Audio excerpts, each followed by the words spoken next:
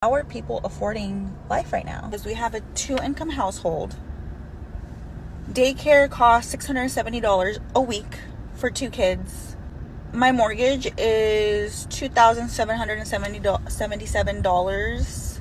I don't qualify for EBT.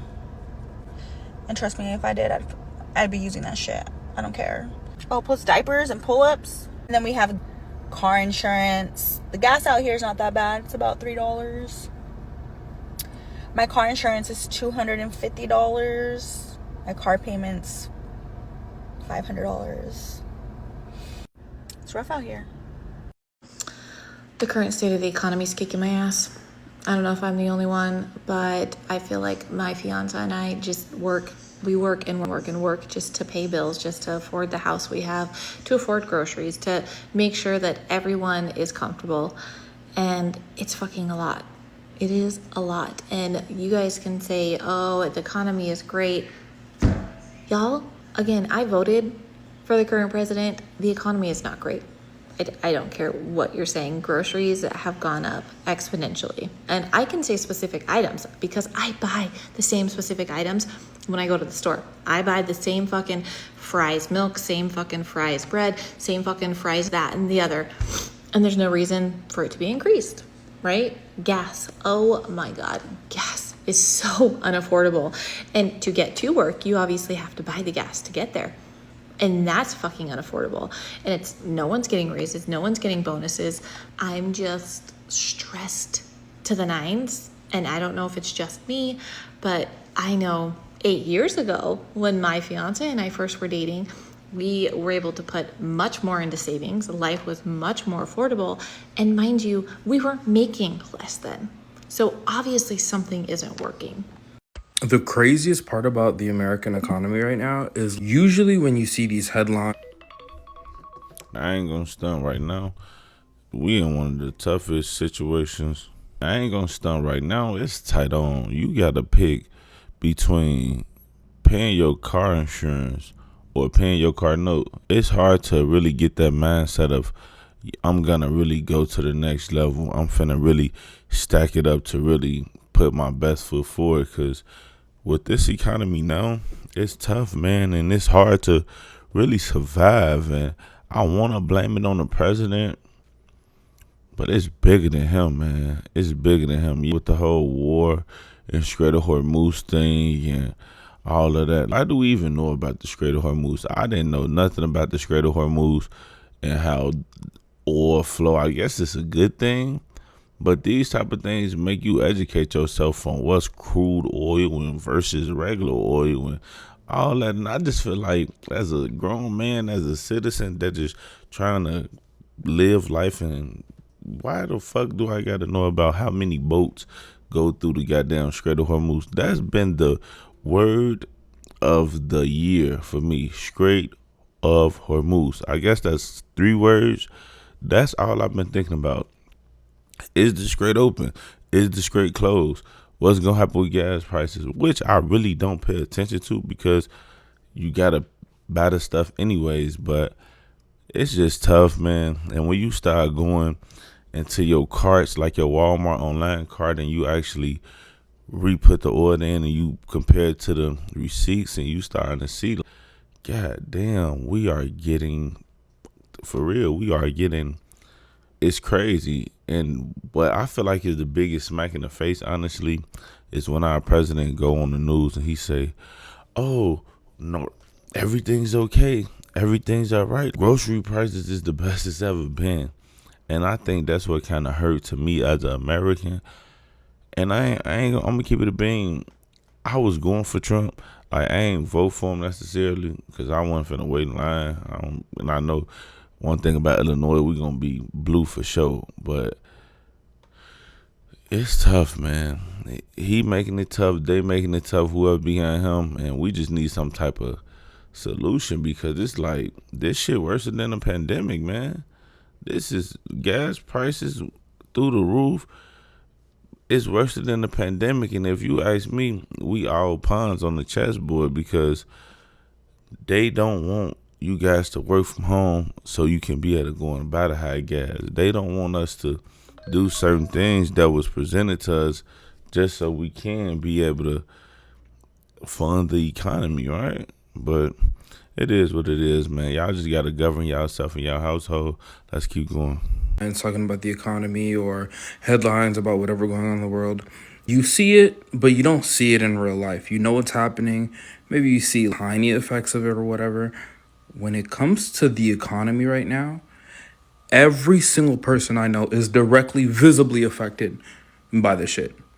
Lack of jobs, how much it costs to live increasing, all that other stuff. I am directly seeing and personally affected.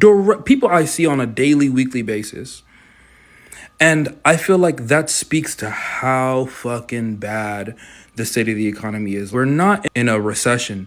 This has to be a Great Depression. And I don't know how people are surviving. Maybe it's credit card debt, maybe it's whatever. But then the funny part of it is when you see these headlines historically, and then maybe you don't necessarily directly see it, we are not hearing anything about this. And all the actual effects that this is having on society, people not going out, people not drinking, not going to clubs, not going to concerts, they attribute it to everything except the fact that everybody's fucking broke. And so, I don't know. I deadass don't know what's going to happen in the next coming years. If you voted for this, And that's exactly what I mean. The whole thing with the migrant stuff and Mexicans and Venezuelans and all that. I didn't even know Venezuelans was a thing. This gonna sound kind of foolish and I guess kind of racist, but I didn't know it's not racist at all. But I didn't know Venezuelan was a thing. I just knew Puerto Ricans, Mexicans.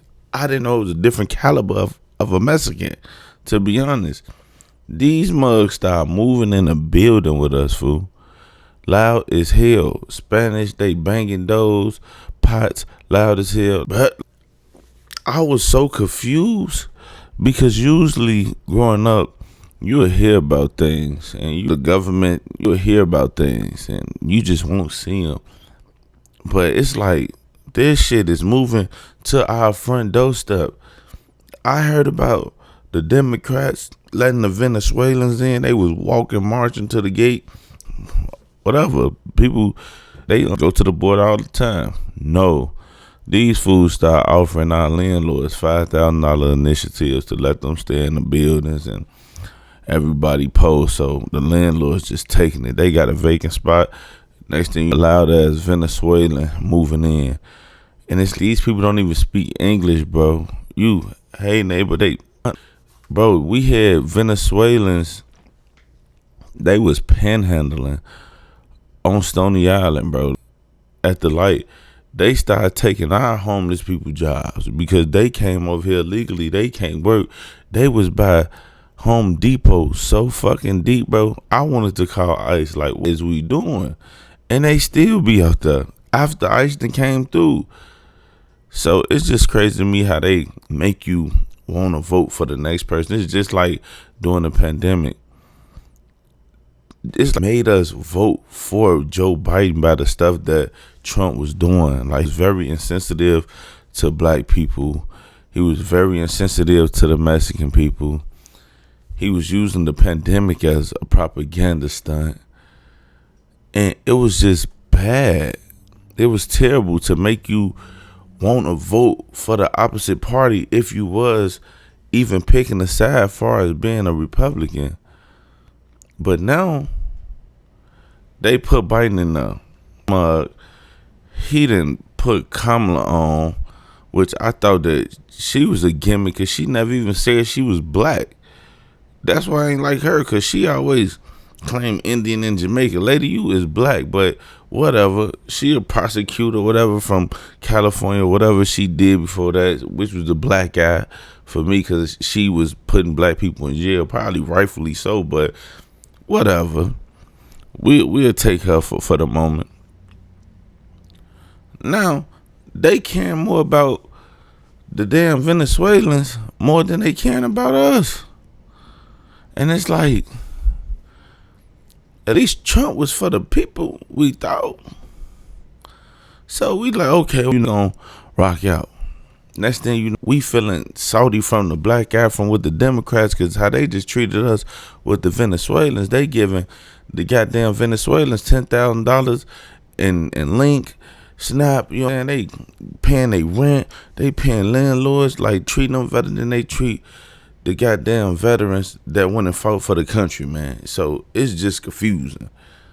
Then after that, we like, well, damn, somebody love us. We just out. Somebody care for us, please.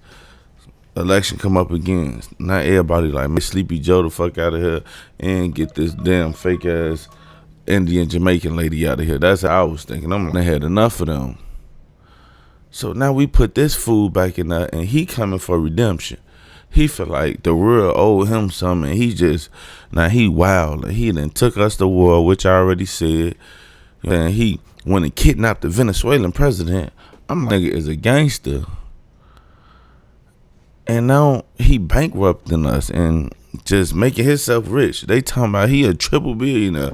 When he got in office, now he greasing palms. You know, and now he kicking ass and greasing palms for the people that didn't vote for him or feel like they was by his side. Even the vice president, the old what happened to that fool? It's crazy, man. But let's keep rocking out. But that's just where I'm at with this shit. I don't know. Hey, at this point, put Kanye West in that motherfucker. At this point, god damn. Administration under the impression that gas and grocery prices were going to go down. Did you get what you were promised?